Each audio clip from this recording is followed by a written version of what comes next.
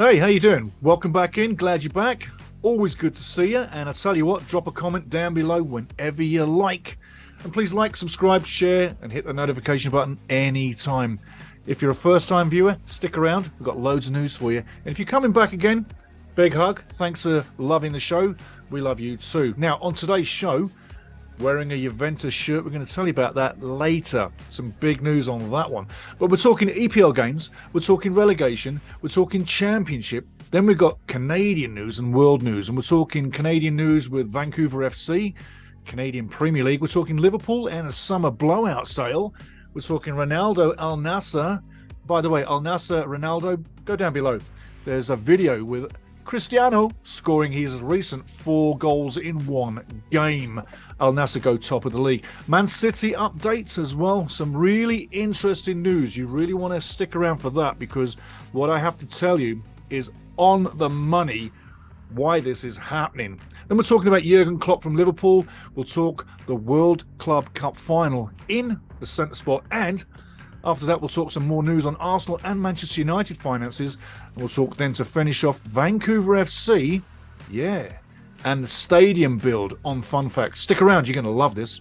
Okay, guys, there's the table. You can see who's on top and who's got how many points. So, to be honest with you, Arsenal is now firmly in the driving seat with what is happening in the world of football around Arsenal within the Premier League. You got to say, Arsenal is looking like the champions to be. I'm not going to jinx it, but I think you really got to say they are there on merit. City in second, Man United in third, and Newcastle rounding out your top 4. Disappointing seasons for Chelsea and Liverpool, you might think. 9th and 10th in the table proves that. Let's take a look at the weekend's games. Now, looking at the games on the weekend, Arsenal, Brentford. That's the game that sticks out on Saturday. Remember, Brentford only 4 losses on the season. Is it going to be 5? Or is it going to stay 4? Are they going to get something against Arsenal? You never know. But Arsenal will be looking for the 3 points and to extend the gap on Man City. And what is happening in the world of football right now, you got to say this is Arsenal's time to move ahead. It's going to take a lot from Man City to keep with them now. I think the pressure is on City.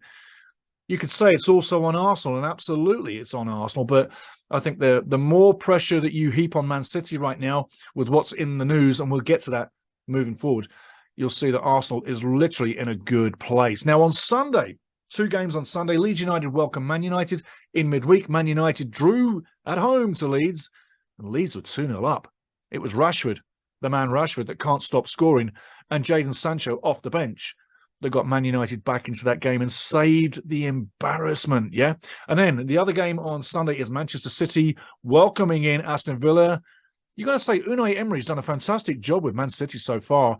And I got to say, it wouldn't be a shock if City could get the win, but you couldn't be surprised if Aston Villa got a draw. I'm taking City for the win. That's where I'm saying. That's where it's going. And then on Monday, the all-Merseyside derby, Liverpool taking on Everton at Anfield. Go down below, guys. There's a video on soccer derbies down below. Very recent. Lots of derbies, lots of information, lots of good points. But staying with this one, Everton, Liverpool. You know, Liverpool are under a rock. Everton's under a rock right now. Looks like a 3-0 for Liverpool, if I was going to be honest. But you got to say Sean Dyche is going to be tested fully. And the win against Arsenal last week, what happens this week is what matters most. Last week is done and dusted. Great start for Sean Dyche. But what happens against Liverpool on Monday is a big indicator on where Everton will finish. But hey, we'll have to see and wait out on that one. Next up, let's take a look at the Championship. Okay, week to week in the Championship, nothing seems to change. It's just like the Premiership. The top 2 are the top 2. And in the Championship, Burnley, Vincent Kompany doing a fantastic job. Sheffield United, up to you, Gaza. Sheffield United doing well with Paul Heckingbottom. Those 2 teams are going up. I'm telling you now, put money on it. If you're a betting man or a betting woman, put money on that. They're going up. As for the rest of the places, not going to waste any time. Not going to waste any time, but one place, 3rd. It was Blackburn's for so long, but now it's Middlesbrough's. And Michael Carrick, remember, he was one of the advisors to Ole Gunnar Solskjaer when it didn't go well for United. Well, he's proven to be quite the dab hand as a coach, and Middlesbrough in third, 10 points behind Sheffield. I don't think they're going to catch Sheffield, but it's not impossible. So, Gaza, I hope you have a few sleepless nights with that one, but Middlesbrough is looking like they want to maybe have a go at you and get something done. Maybe not. But I'm thinking top two, Burnley, Sheffield, you should be getting promoted, no doubt about it. Now, Liverpool have been a big team for quite a few years, but there's a few players that are really floundering, and some of them are still playing. But Liverpool of 2-3 years ago is not Liverpool of today. The legs are getting long, and maybe they stop listening to Jurgen, because once you're with a coach for 2 years, you kind of know and see and have seen everything with that coach. So, fire sale at Liverpool. All these guys are up for sale. And I was very surprised with a few of these faces. But one that does surprise me is Oxlade-Chamberlain. I expected so much from him when he left Arsenal to go to Liverpool. And yes, he's had some decent days, but he hasn't had many days. And it's the injuries, and it's on the benches, and it's not figuring the first team. It's been a bit of a disappointment for me, personally. I used to live next door to his dad. I'm not kidding you. Mr. Chamberlain himself. Yeah. Mark and Neville Chamberlain, Port Vale players.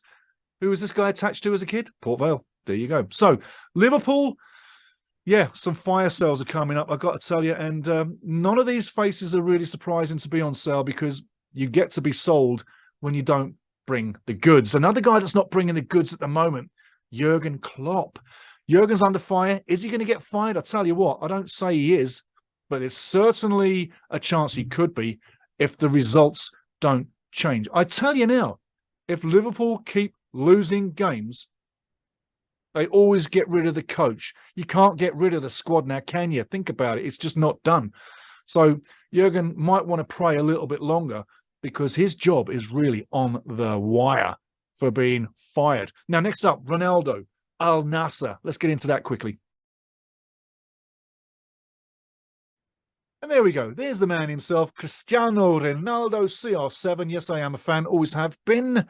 You're either Messi or Ronaldo. I like both, but I'm certainly a CR7 fan. Ronaldo got 4 goals in the latest game for Al Nassr. Puts Al Nassr top of the league. 4 goals puts big smile on Ronaldo's face. And he can go home now, and the family gives him big hugs, and everything's just dandy. Yeah, 4 goals on the day. Ronaldo, Al Nassr. I tell you what, things are looking good. Man City update. Let's go for that right now. So the news on Manchester City. Yeah, the financial news. Here's 2 things, and you can get this written news at ultimatesoccershow.com online. ultimatesoccershow.com online. You can see the news, standings, all sorts of stuff that I put up there, and it changes daily, so it's always relevant. No advertising on there whatsoever, just pure news, pictures, and fun. So with Man City, what I'm saying is this.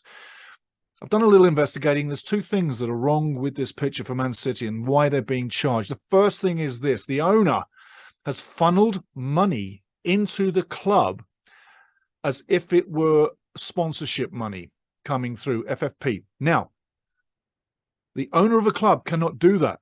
That is not correct. That is not correct bookkeeping. That is not following the rules. A sponsor's got to be a sponsor. So you can't just keep dumping money into your club. The second thing, and the most serious thing, is that the coaches and the managers of Manchester City have been paid by a parent club of the owner that has had the money travel to the manager's account from a different company than Manchester City's operation company. Therefore, it's making the club look like they're running cheaper than they are. So some of the funds are not being disclosed within the running of the club. That's also the major issue. So when you talk about what the story is, those are the 2 main lines. There are hundreds of minor infractions as well. But if you cut and thrust it, those are the 2 areas. It's a case of funneling money into your club and hiding money away from the club, where you're paying a coach through another company that the owner also owns. That's the nuts and bolts of it. That's why this has come around.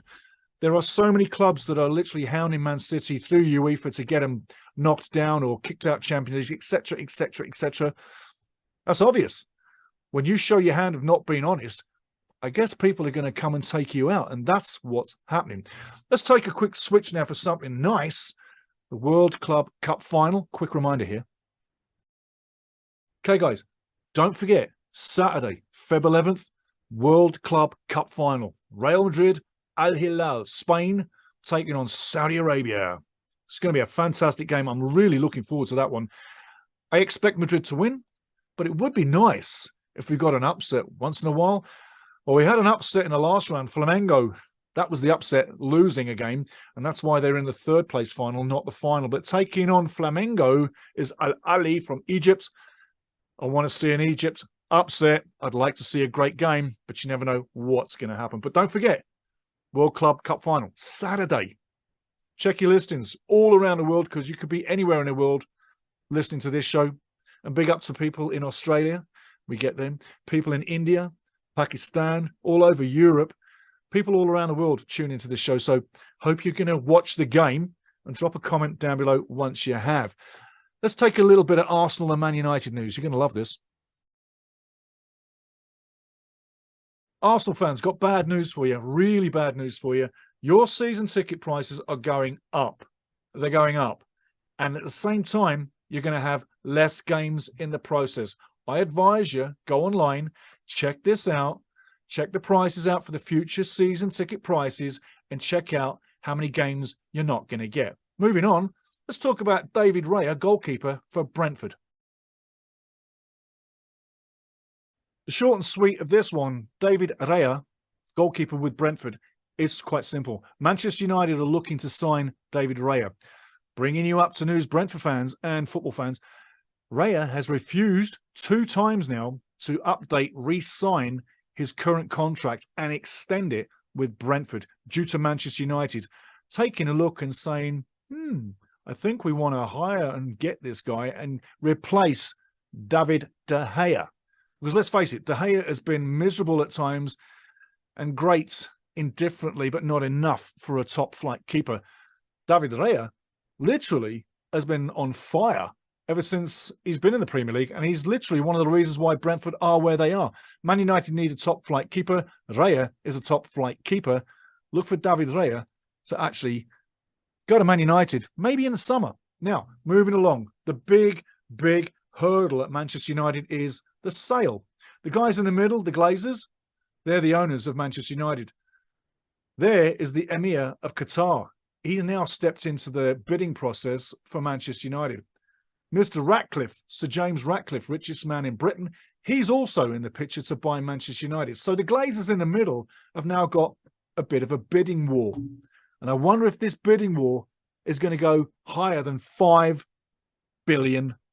The word on the street is that they want to push it up to $8 billion. And now that they've got the Emir of Qatar online, it's going to make it a bit of an interesting situation how high this price goes. Let's talk about Marcus Rashford, who can't stop scoring, but he's got a driving problem. Bit like Anthony Gordon, maybe not as bad though. Marcus Rashford. What has Marcus done wrong now? Nothing much. But he got caught for speeding downtown Manchester. Oh, what a bad boy. What a bad boy. But here's the fact of the matter. The downtown speed limit in Manchester is 20 miles an hour. It's pretty slow, yeah, in certain areas. Marcus was doing more than 20. He gets caught by the police, and later the court date comes around. He doesn't have to go to court. He's a superstar, but his barrister gets everything done for him. At the end of the day, Marcus gets a 6-point ban on his license. So he's got 6 points on his license. Can't get that many times before you lose your license. And he got a £574 fine. Oops. Not exactly the best day, Marcus, but keep banging the goals in. We don't care how fast you speed, mate. Keep it going. Now, got some Canadian news. You're going to love this. Okay, guys, in behind me, that's the promo picture of Vancouver FC's Willoughby Stadium in Langley, BC, near the coast, near to Vancouver. Pacific FC of the Canadian Premier League, you now have a rival. You can build a derby, but stay around and don't defunk, because it takes years to build a derby is what I'm saying. But in behind me, that's the picture that they're promoting right now for the area of Langley where the team's going to play. And you got to say, two guys up in the picture. That's Rob Friend. He is the president, and Afshin Gutbi is the coach. Afshin Gutbi, Iranian coach from the past. He actually coached the Iranian national team at one stage. So there's two big players from Vancouver FC breaking ground in Vancouver. Apparently, the first game, as it says, is going to be May 7th against Cavalry FC. It's February now. May's not long away. Remember that promotion picture? There's nothing on the ground right now. It's going to be interesting to see if they're even going to get that to that picture by the end of the season. We're going to bring you some updates. We have people on the ground in the Langley area who are going to be looking at what's going on very closely, reporting back to Ultimate Soccer, and we'll report back to you and give you the news on the ground of exactly what's happening. But in the picture, Afshin Gutbi, the coach, and Rob Friend, the president, Vancouver FC. Guys, I hope you enjoyed the show. Remember, we've got loads of soccer this weekend. I hope your team wins. Not everybody's team can win, but I hope yours does. And get your head around the EPL, the Championship, and Canadian Premier League that we talk about with the new Vancouver FC team coming through. Bring it back here. Remember, please like, subscribe. We put a lot into these shows, and it's not a one-man band. There's people working on this show, so do what you can. Like, subscribe, share it around. Remember, we want to get to 1,000 as soon as possible. When we do that, then we come at you live, and there'll be no more delay, and you can interact ASAP on any given day. Thanks very much for tuning in. If you're a first-time viewer, come back again. If you've been here before, thanks very much for returning. And remember, like, subscribe, and like, share, and tap that notification button. Cheers, guys.